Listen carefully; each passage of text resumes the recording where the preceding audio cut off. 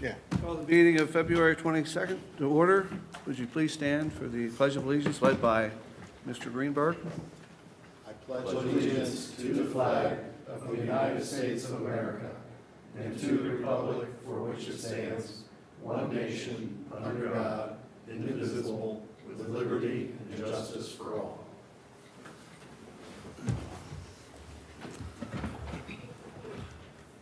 Good evening, everyone. Pam, roll call. Greenberg. Here. Hicks. Here. Mako. Here. Shapaka. Here. Siriano. Here. Tamarkin. Here. Wester. Here. We have some additions or corrections to the agenda. We had 3 items on the agenda for the sheets. Is going to get moved until March 8th, 2023 at 7 p.m. So we're not going to be entertaining any comments on that tonight. Hopefully everybody got the word prior. The meeting minutes were sent out. Is there any kind of notes or corrections? Hearing none, do I have a motion to approve? Mr. Chair, I move the meeting minutes. Thank you, Mr. Hicks. Is there a second? Second, Wester. Thank you, Mr. Wecker.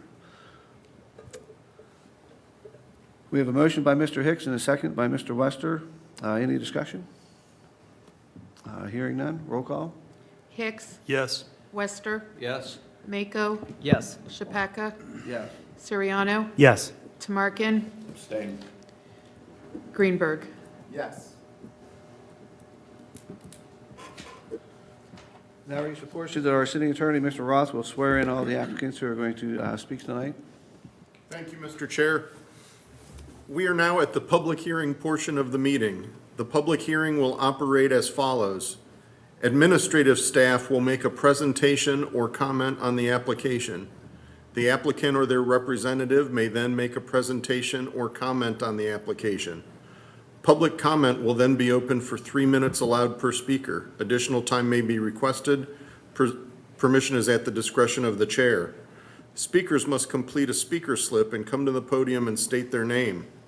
The applicant will then be given 10 minutes to comment. Additional time may be requested. Permission is at the discretion of the chair. If there is more than one application pending for a particular address, the presentation on each application may be consolidated and presented as one. At this time, will persons wishing to present testimony this evening please rise and raise your right hand to be sworn in. Stand up. Please rise. Raise your right hand. Do you solemnly swear that the testimony you're about to provide will be the truth, the whole truth, and nothing but the truth? If so, state I do. I do. Thank you.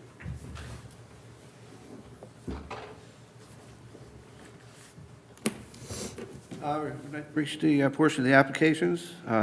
What's on the docket tonight is a variance application, V0001-2023, to consider a variance application to vary chapters 1143.08A and 1167.17B of the codified ordinances of the City of Gahanna to allow for a shed installation on property located at 60 Savern Place, parcel ID number 025-003993, current zoning SF-3, Bradley Roads applicant.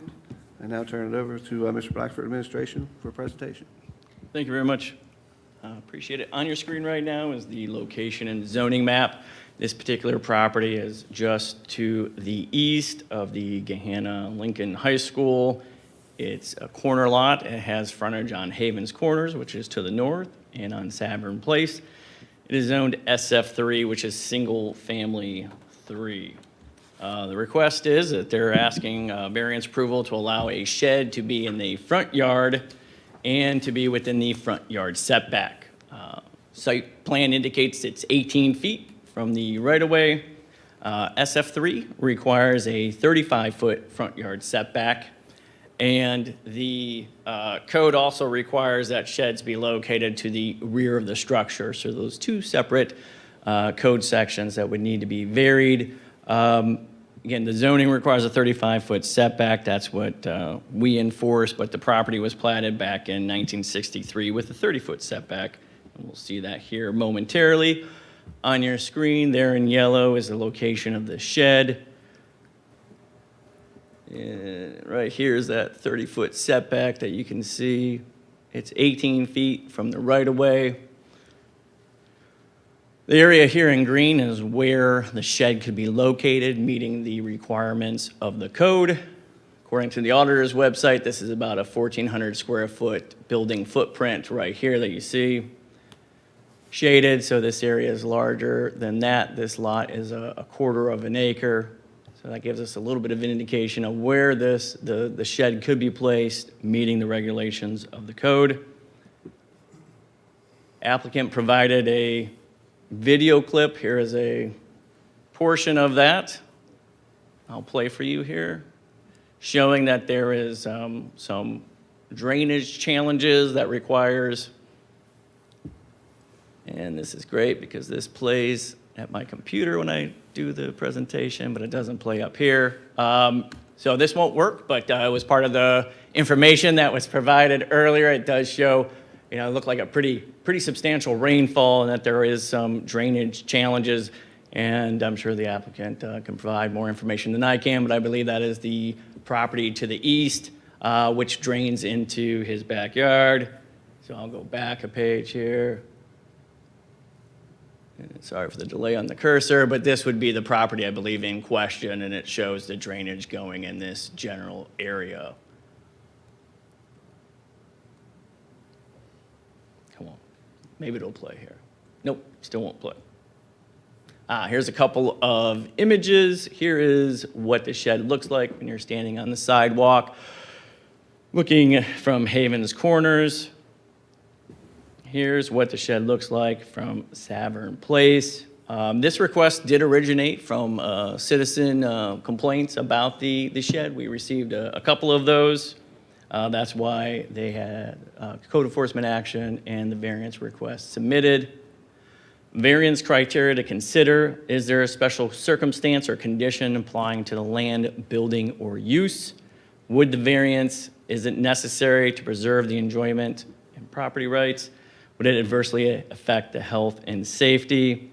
Anytime we start putting objects closer to the roadway, that does tend to obscure some sight lines from time to time. We haven't heard any specific complaints, at least I haven't, about from the road, but I know some of the neighbors had some challenges related to what their view looked like. So again, it impacted the view to a certain degree.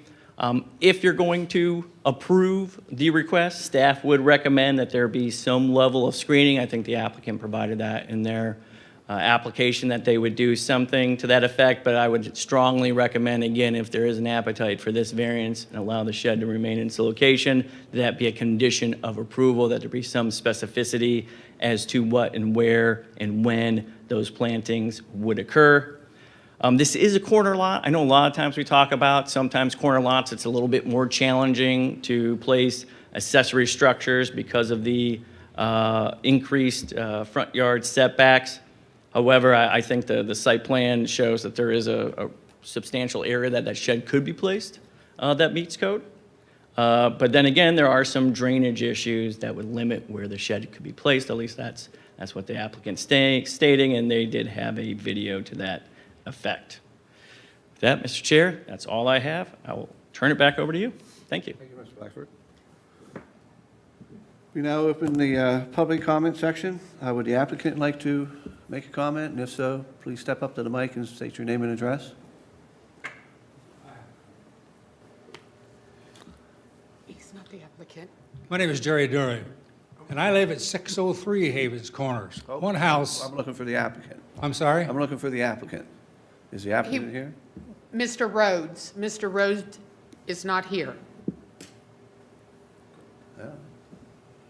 And he was noticed three times. All right. As I stated, I Well, is live, there anybody from the public that would like to make a comment? I have a comment. I live one house removed from that house. And for 15 years, I've enjoyed sitting on my front porch and looking west, which is the only direction I can look because of the way my house is built. So I look west and can see all the way to Hamilton Road, or could, before this shed was placed. Now I can see no further than the back of that shed. It's unsightly.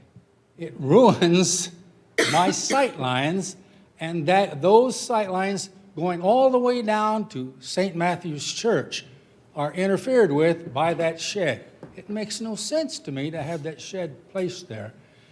It sets a bad precedent for that whole area. If he can do it, they all can do it. And then we'll have sheds all up and down. I know that's probably a stretch, but it's possible, and it opens the door. I don't want that door open. I think it's a nice-looking neighborhood. It's getting better because some people have done some work on their homes that needed to be done. And now we have a shed that appears out of nowhere.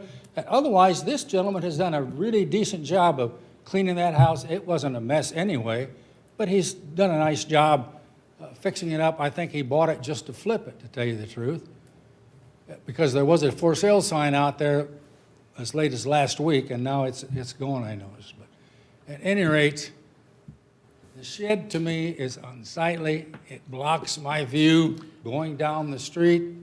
That should not be the case. I should not have to even concern myself with it, because all those houses are on a straight line all the way down there, and this ends it. His will be the only one out of line, because otherwise it is lined with all the rest of them. Do I make sense? Yes. Thank you for the opportunity. Is there any other comments or anything that was emails at all? No? Hearing none, we now close the public portion and open up for the commission. Any questions? Mr. Mr. Chair, Greenberg. I thought at a previous meeting, we discussed if the applicant wasn't in attendance, that were we going to take action or not vote? I think we were going to either table it or not vote. That's kind of the consensus. Do you have an opinion? So this isn't really a question, more for comments, but if the applicant has been invited twice and not shown up twice, so I'm ready to take action. Yeah, I'd agree with that. I agree with that. Very good. Any other questions or comments? I have a couple comments. If you look on Google Earth, it looks like this shed, I can't tell for sure if it's this shed or another shed, is in the backyard. So when you look at Google Earth, that shed's not there, so you don't know when Google Earth was taken. But that shed's not there, but there is a shed to the south of the house.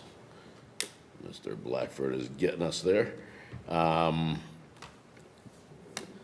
So somewhere back in there, maybe where was that a shed? Yeah. Is that a same shed or a different shed? I believe it was the same shed. We tried to find out that information, but I believe they moved the shed. So I believe, because we had a question of whether it was a second shed or a new shed, and I think they moved it, but I'm not 100% certain. Google Earth is fuzzy, but it looks strikingly similar to the photo.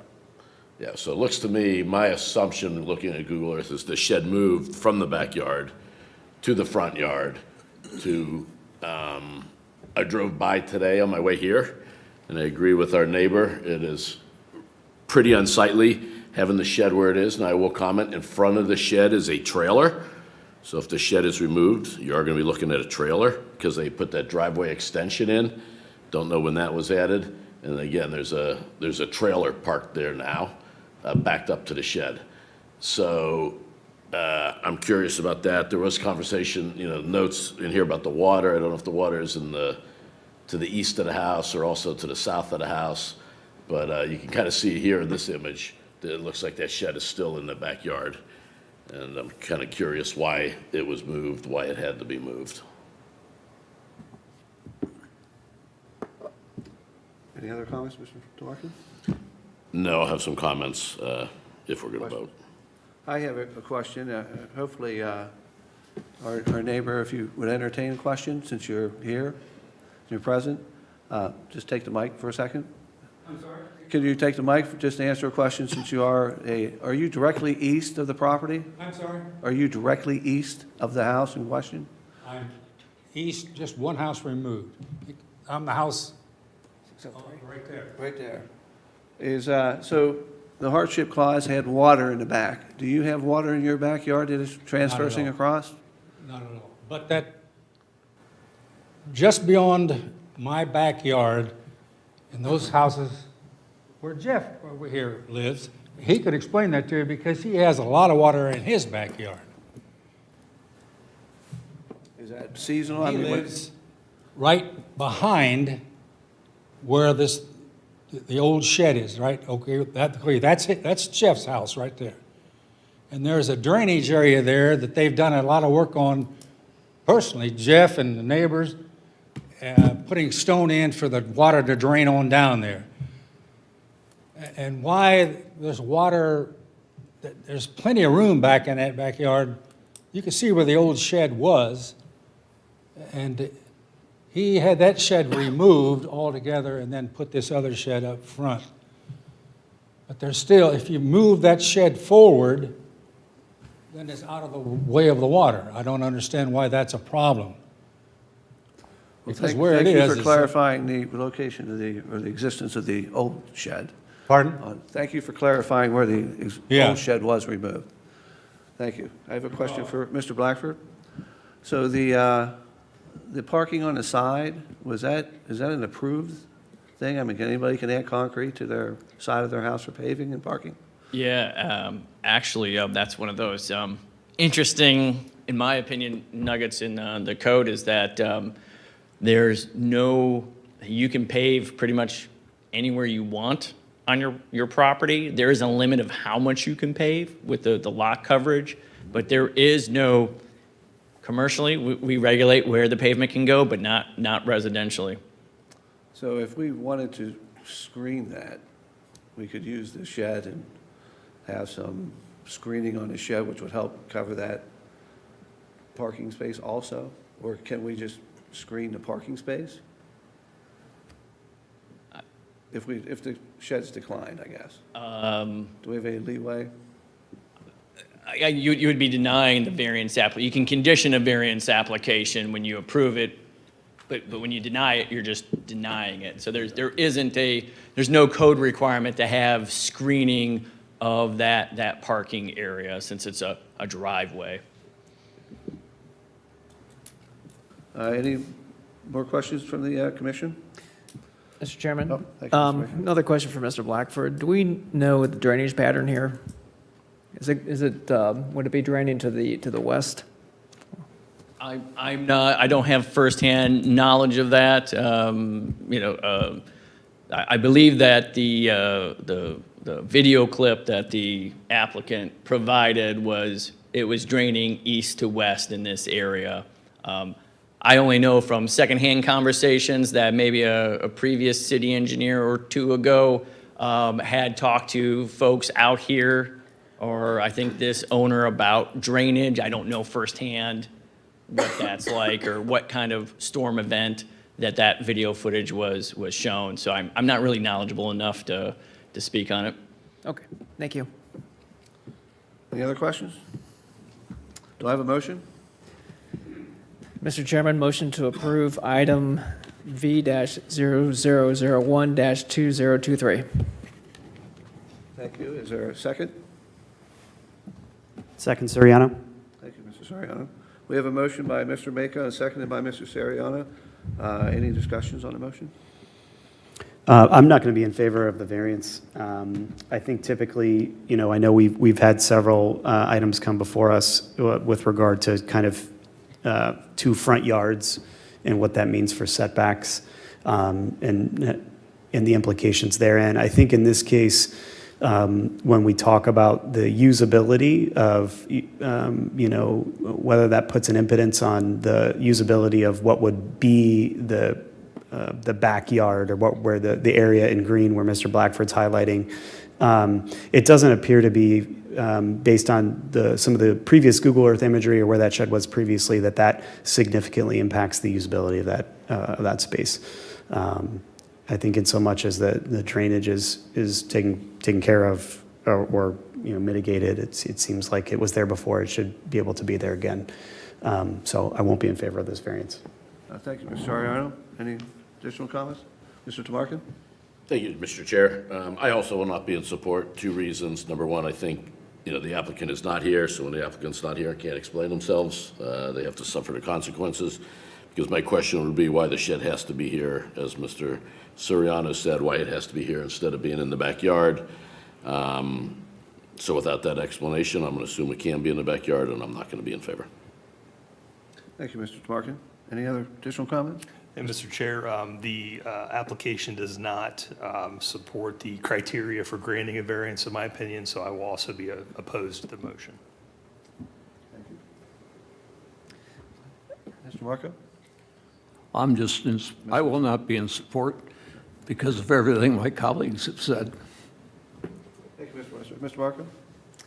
Yes, I also will not be in support of this. I think that the one slide there which shows the area to the south, which shows a good chunk of that property, this can be moved. And also want to thank the neighbor for coming here and giving his opinion. I think that speaks volumes. So again, I will not be supporting this variance.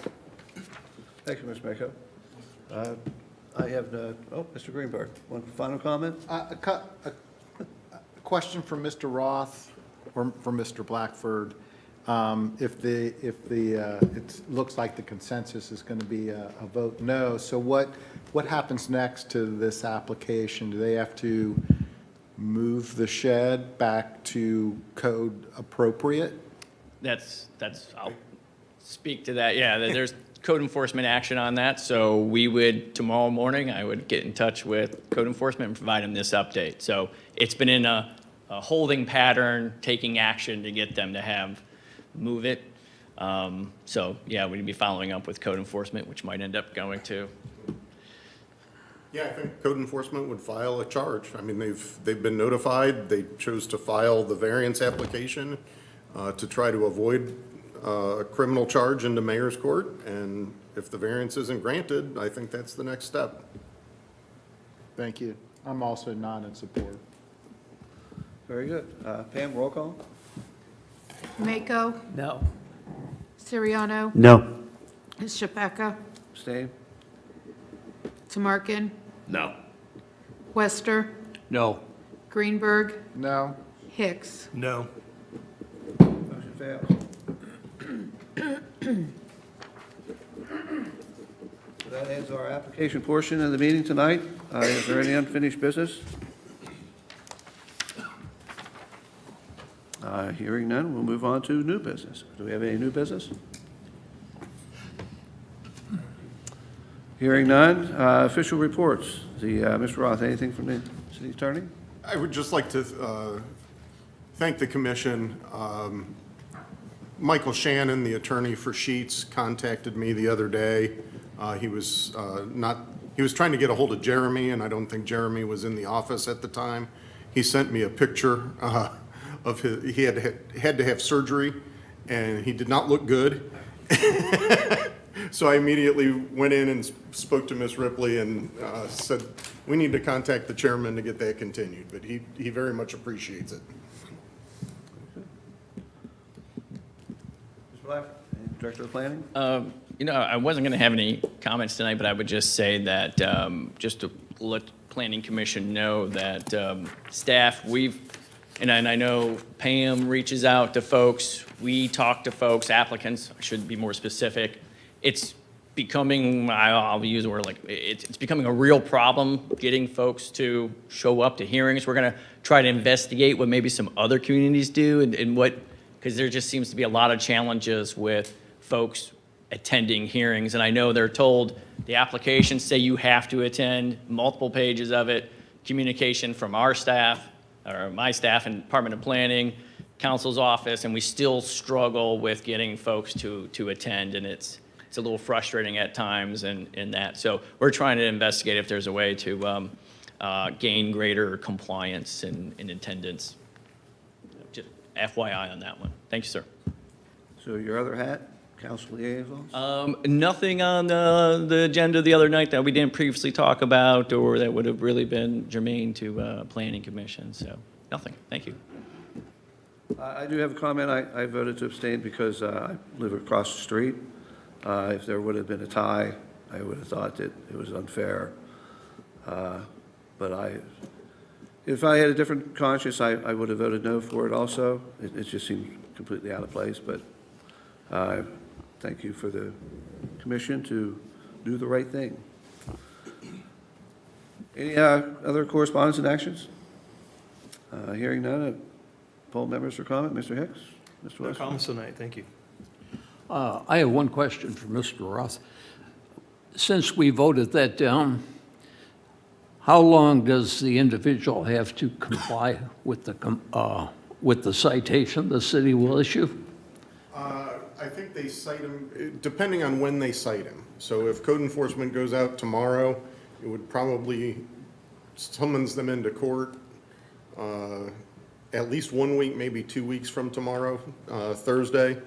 But we don't have to give any particular amount of time. They were already noticed that this was a problem, and so code enforcement, whenever they cite them, it'll be within 2 weeks that they'll be in court. But then how long do they have to comply with the removal? I don't do anything with mayor's court, but we can continue to cite them if they don't. But I think normally the prosecutor's probably going to give them a continuance of a month to get in compliance before just, putting them in front of the magistrate for a fine.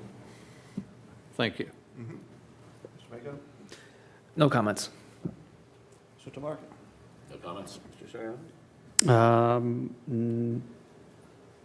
Well, actually, I do have a comment, because it will be before we meet next, but library is going to be opening March 4th. So public grand opening. If you have time, please attend. Looking forward to that. Mr. Greenberg? No comments. Very good. Do I have a motion to adjourn? So moved. Adjourn. It seems to me that people that do